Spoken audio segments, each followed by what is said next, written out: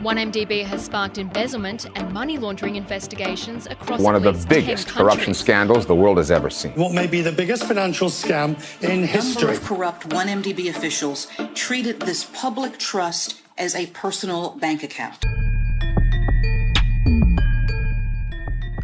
Follow us as we bring you into the courtroom where the biggest financial scandal in Malaysian history is being heard.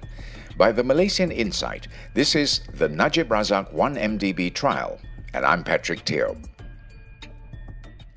Amhari Effendi Nazaruddin had spent the last 2 days on the witness stand. Today was his third day, and the lawyers don't look like they're done with him just yet.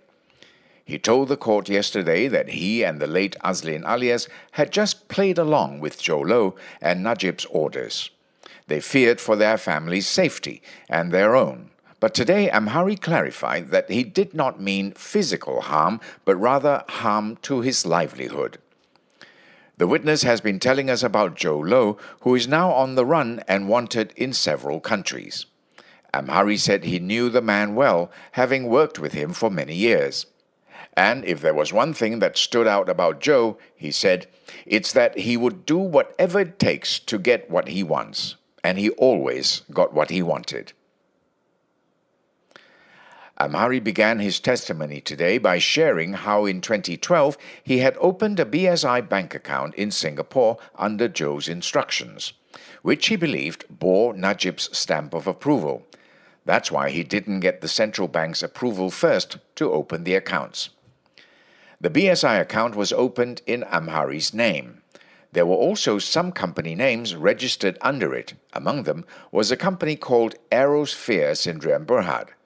Aerosphere was a shell company, and Amhari was the sole shareholder. Najib's lawyer, Shafi Abdullah, asked why the amount of layering, multiple overseas bank accounts, shell companies didn't raise alarm bells for Amhari. The witness said he had wondered, but more than that, he trusted the late Azlin alias, who was his boss, as well as Jho, who told them that he had everything under control. Plus, being in the civil service, he had to abide by the bureaucracy, he said. It wasn't as if he could just bring his concerns straight to the Prime Minister. Everything had to go through Azlin, who was his direct superior. At this point, the lawyer said he would try not to talk about Azlin anymore, unless it was necessary, because a dead man cannot defend himself in court, the lawyer added.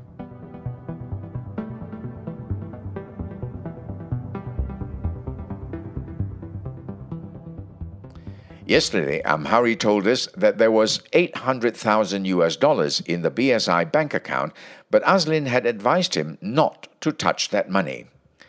In 2016, Amhari went to China. He had been given instructions to open a bank account there and move the money from BSI into the China account. Jho had said the overseas accounts were to stand by for political funding. However, strict banking regulations caused the endeavor to fail in China. So Amhari went to Bangkok instead and opened an account with Thailand's Kasikorn Bank. But until today, he has no idea what happened to the $800,000. Amhari was arrested by the Malaysian Anti-Corruption Commission in 2018. The MACC kept him for questioning for 7 days before he was released on bail. Since his arrest, Amhari has had to meet with the MACC every month to renew his bail. He also had a travel ban imposed on him, which was temporarily lifted in September 2018, but it was put in place again in January this year. He said he had appealed to be released from the ban because he was trying to find work and no one would hire someone with a travel ban. He also wanted to visit family overseas. Amhari is still unemployed today. He told the court that in 2010, Jho Low gave him a personal loan of $200,000 as a bridge to sell one piece of real estate and buy another. He had tried to get a loan from Bank Negara Malaysia, but he wasn't eligible for that amount, so Jho volunteered to lend him the funds. The money came from a company called Alson Chan's Holdings, which Amhari later found out was being investigated by the U.S. authorities. but at the time he didn't know, he said. There was no loan agreement drawn up, and Jho told him to take his time to return the money.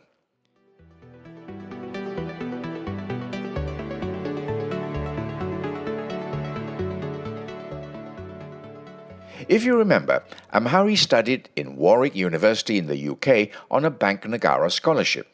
And when he came back to Malaysia, he worked at the central bank before being seconded to the economic planning unit. From there, Najib hired him as a special aide.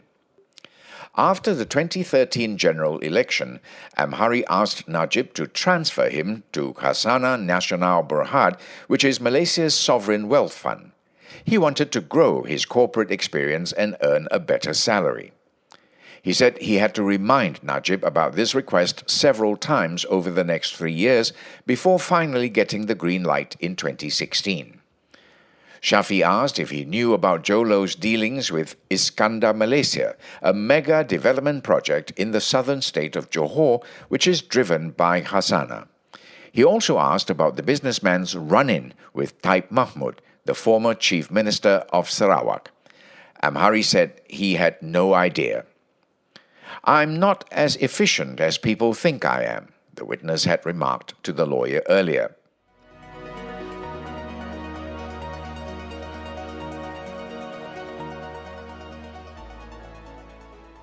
Najib was late coming back to court after lunch break, the second time he'd been tardy today. The first time was after a coffee break in the morning. Judge Colin Sekera told Shafi to remind his client to be present and punctual. When Najib finally returned, Shafi resumed his cross-examination of Amhari, circling back to what the witness said earlier this week about Jho being a master manipulator. Jho Low always got what he wanted, Amhari said. If he couldn't get it one way, he would try another way, but whether he did it ethically or not, the witness couldn't say. Amhari said most times Jho's actions had a veneer of legitimacy because he always had sufficient proof or paperwork to back them up. He was smart and influential, very close to Najib, and had connections in high places, the witness said. Shafi remarked he could sell ice to an Eskimo. Amhari agreed.